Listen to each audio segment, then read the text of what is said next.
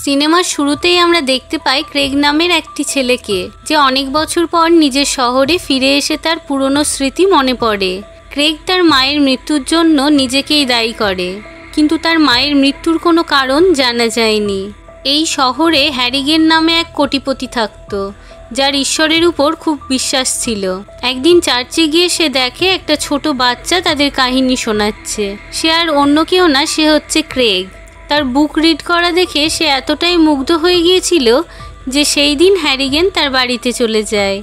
সেখানে গিয়ে তার বাবা আর ক্রেগকে বলে, আমি যেহেতু চোখে কম দেখি, সেই কারণে ক্রেগ যদি আমাকে বই পড়ে শোনায় তাহলে খুব ভালো হয়, এবং এর জন্য আমি ওকে ঘন্টায় $5 করে দেব।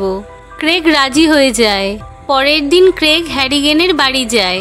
তার বাড়িটা মহলের মতো ছিল, কিন্তু সেখানে হ্যারিগেনের চাকর ও তার মালি ছিল, আর কেউ ছিল না। এরপর থেকে ক্রেগ সপ্তাহে 3 বার করে সেখানে যায়।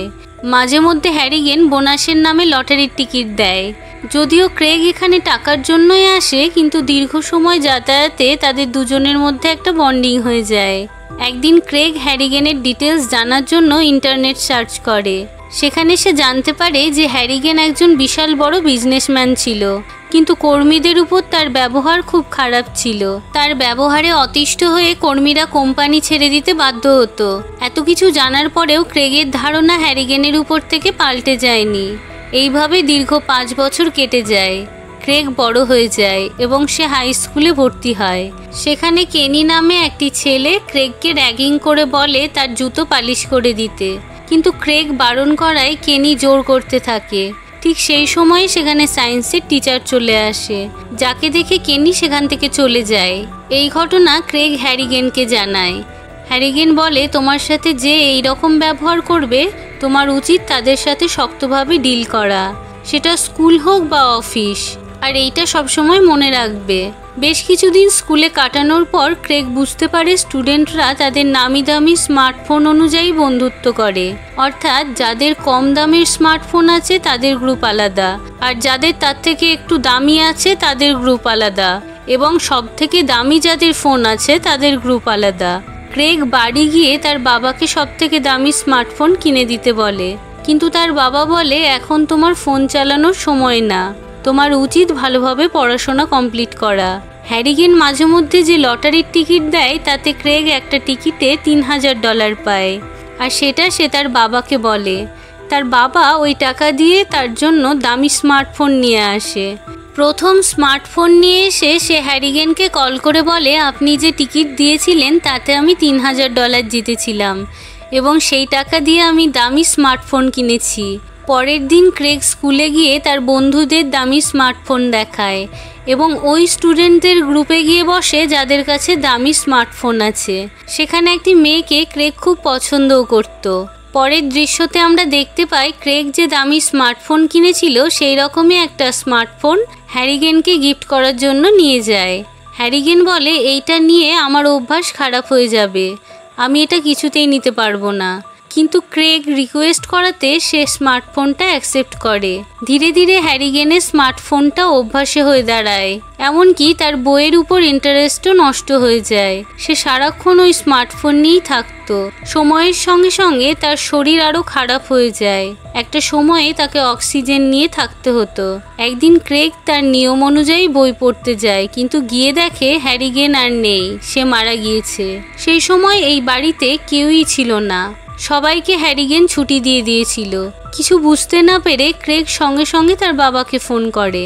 তার বাবা বলে, যতক্ষণ হেল্প না আসে তুমি ওখানেই থেকো। এই ঘটনায় ক্রেগ খুব কষ্ট পায়, সে কাঁদতে থাকে। তার সবথেকে প্রিয় বন্ধু আজ পৃথিবী ছেড়ে চলে গিয়েছে। সে তখন কাঁদতে কাঁদতে মৃত হ্যারিগেনের সামনে বই পড়তে থাকে। এরপর হ্যারিগেনকে চার্চে নিয়ে গিয়ে সৎ কাজের ব্যবস্থা করা হয়। সেখানে ক্রেগ খুব কষ্ট করে হ্যারিগেনের জন্য শেষবারের মতো বই পড়ে। বই পড়া কমপ্লিট করার পর ক্রেগ স্মার্টফোনটা হ্যারিগেনের পকেটে ঢুকিয়ে তার বাবার সাথে চার্চ থেকে বেরিয়ে আসে। ঠিক সেই সময় হ্যারিগেনের ফাইন্যান্স ম্যানেজার এসে বলে, স্যার ক্রেগের পড়াশোনার জন্য $8 লাখ দিয়েছে, যাতে সে ভালোভাবে তার এডুকেশন কমপ্লিট করতে পারে। এই কথা শুনে ক্রেগ ও তার বাবা খুব ইমোশনাল হয়ে পড়ে। বাড়ি ফিরে আসার পর ক্রেগ তার ফোন থেকে হ্যারিগেনকে মেসেজ লিখে, আমি তোমাকে হারিয়ে ফেলেছি, যার জন্য আমার খুব কষ্ট হচ্ছে। আমি তোমাকে খুব ভালোবাসি। তুমি ফিরে আসলে তোমার কোনো টাকা আমার লাগবে না, কারণ তোমার জায়গা এই পৃথিবীতে আর অন্য কেউ নিতে পারবে না। এরপর ক্রেগ মেসেজটা হ্যারিগেনকে ফরওয়ার্ড করে ঘুমিয়ে পড়ে। ক্রেগ ঘুম থেকে উঠে আশ্চর্যজনকভাবে দেখে তার ফোনে হ্যারিগেন রিপ্লাই করেছে, যেটা কোনো মতেই সম্ভব না, কারণ তার আগের দিন হ্যারিগেনকে কবর দিয়ে এসেছিল। ক্রেগ তাড়াতাড়ি করে এই কথাগুলো তার বাবাকে বলে। তার বাবা বলে, তোমার সাথে কেউ হয়তো মজা করেছে। কিন্তু ক্রেগ বলে সেটা কোনো মতেই সম্ভব না, কারণ আমি ওই ফোনটা হ্যারিগেনের পকেটে ঢুকিয়ে এসেছিলাম। আমার মনে হয় সে এখনও বেঁচে আছে। আমাদের উচিত ওই কবর খুঁড়ে তাকে বের করে নিয়ে আসা। উত্তরে তার বাবা বলে, ডক্টর নিজে হ্যারিগেনকে মৃত ঘোষণা করেছে। ক্রেগ তারপর বিষয়গুলো বুঝতে পেরে নিজেকে সামলে নেয়। এরপর থেকে রোজ ক্রেগ হ্যারিগেনের কবরে যায় এবং তার সাথে তার পড়াশোনাও চালাতে থাকে। একদিন ক্রেগ স্কুলে গিয়ে দেখে কেনি নেশাদ্রব্য বিক্রি করতে গিয়ে ধরা পড়ে গেছে। কেনি ভাবে ক্রেগ সবাইকে বলে দিয়েছে, সেই কারণে অ্যানুয়াল ডেতে কেনি ক্রেগকে ধরে খুব মারে। টিচার এই সমস্ত ঘটনা জেনে যায়, কিন্তু সে হায়ার অথরিটিকে কোনো ইনফর্ম করে না। ওই রাত্রেই ক্রেগ হ্যারিগেনকে মেসেজ করে সমস্ত ঘটনা বলে। সে ভেবেছিল হয়তো রিপ্লাই আসবে না, কিন্তু কিছুক্ষণ পর রিপ্লাই আসে, কেনি আর বেঁচে নেই। খবর নিয়ে ক্রেগ কেনিকে দেখতে চলে যায়। সেখানে গিয়ে দেখে পুলিশ তার বডিটাকে গাড়িতে তুলছে। সে জানতে পারে নেশাগ্রস্ত অবস্থায় উপর থেকে পড়ে তার মৃত্যু হয়। ক্রেগ দেখতে পায় তার হাতে আর মুখে শু পালিশের দাগ লেগে আছে। তার বুঝতে অসুবিধা হলো না যে এই সমস্ত কিছু ঘটনা মিস্টার হ্যারিগেনের আত্মা করেছে। সে আরও ইনভেস্টিগেশন করার জন্য মিস্টার হ্যারিগেনের পুরনো এমপ্লয়ারের বাড়িতে যায়। সেখানে গিয়ে জানতে পারে ওই এমপ্লয়িকে চুরি করার অপরাধে কোম্পানি থেকে বরখাস্ত করে দেওয়া হয়েছিল। আশ্চর্যজনকভাবে কিছুদিন পর ওই এমপ্লয়ির মৃত্যু হয়। ক্রেগের বুঝতে অসুবিধা হয় না এই সমস্ত কিছুই ওই ফোনের মাধ্যমে হ্যারিগেনের আত্মা করছে। তাই সে ওই ফোনটাকে একটা বক্সের মধ্যে ঢুকিয়ে রেখে দেয়। এরপর ক্রেগের হাই স্কুলের পড়াশোনা শেষ হয়ে যায়। সে বোস্টন চলে যায় জার্নালিজম পড়ার জন্য। সেখানে সব কিছুই তার ঠিক মতোই চলছিল। একদিন হঠাৎ করে তার বাবা ফোন করে বলে তার ওই হাই স্কুলের টিচার আর বেঁচে নেই। গাড়ি অ্যাক্সিডেন্টে সে মারা গিয়েছে। এই কথা শুনে তার মন খুব খারাপ হয়ে যায়, কারণ ছোট থেকে ওই টিচার তাকে খুব সাহায্য করেছিল। সে তাড়াতাড়ি করে তার হোম টাউনে চলে আসে। সে জানতে পারে একটা লোক ড্রিঙ্ক করে গাড়ি চালাচ্ছিল এবং তার গাড়ির সাথে ধাক্কা লেগে তার টিচারের মৃত্যু হয়। ক্রেগ ও তার বন্ধুরা সবাই চায় যে ওই লোকটার কঠোর শাস্তি হোক, কারণ এর আগেও মদ খেয়ে গাড়ি চালানোর জন্য সে অ্যারেস্ট হয়েছিল। কিন্তু কোর্ট 6 মাসের জন্য তাকে রিহ্যাব সেন্টারে পাঠিয়ে দেয়। এটা কোনো শাস্তিই ছিল না।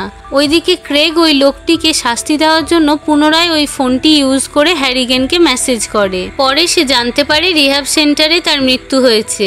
পরবর্তীতে ক্রেগ নিজেকে কেনি আর ওই লোকটির মৃত্যুর কারণের জন্য দায়ী করে। সেই কারণে ক্রেগ কোনো সুপারন্যাচারাল শক্তি আছে কিনা সেটা জানার জন্য হ্যারিগেনের বাড়ি যায়। সেখানে গিয়ে কিছুই খুঁজে পায় না, কিন্তু সেখানে হ্যারিগেনের বাচ্চাকালের ছবি পায়। এরপর ক্রেগ ওই বাড়ি থেকে বেরিয়ে যায়। এই শহরে এত ভালো ভালো রিডার থাকা সত্ত্বেও মিস্টার হ্যারিগেন কেন তাকে পছন্দ করেছিল তার উত্তর সে এতদিনে পেল। সে জানতে পারে ছোটবেলায় মিস্টার হ্যারিগেনের মায়ের মৃত্যু হয়েছিল।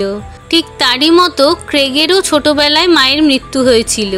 এই ঘটনার জন্যই মিস্টার হ্যারিগেনের একটা ইমোশনাল ব্যাপার কাজ করছিল, আর সেই কারণেই এত ভালো ভালো রিডার থাকা সত্ত্বেও একমাত্র ক্রেগকেই বেছে নেয়। এরপর ক্রেগ হ্যারিগেনের কবরে গিয়ে বলে, বাকি টেক্সট মেসেজগুলোর মানে আমি বুঝতে পেরেছি। আসলে হ্যারিগেন ওই মেসেজগুলোর মাধ্যমে ক্রেগকে বোঝানোর চেষ্টা করছিল যে তার সাথে আর কন্ট্যাক্ট না করতে, যার জন্য তার আত্মার মুক্তি হবে। হ্যারিগেন ক্রেগের মধ্যে নিজের রূপ খুঁজে পেয়েছিল, আর তাছাড়াও তাকে খুব ভালোবাসত। সেই কারণে তার আত্মা ওই মেসেজগুলো রিপ্লাই করত। এরপর ক্রেগ তার মায়ের কবরে গিয়ে খুব কাঁদে। সব শেষে আমরা দেখতে পাই ক্রেগ লেকের ধারে দাঁড়িয়ে আছে। সেখানে মিস্টার হ্যারিগেনের সাথে যেই ফোনের মাধ্যমে চ্যাট করত সেই ফোনটাকে ওই লেকের মধ্যে ফেলে দেয়। সেই সাথে আরেকটি ফোনও সে ফেলতে যাচ্ছিল, কিন্তু এই সময় যেহেতু ফোন ছাড়া বেশিরভাগ কাজই করা অসম্ভব, সেই কারণে সে আর ওই ফোনটি না ফেলে সেখান থেকে চলে যায়। আর এখানেই সিনেমাটি শেষ হয়ে যায়।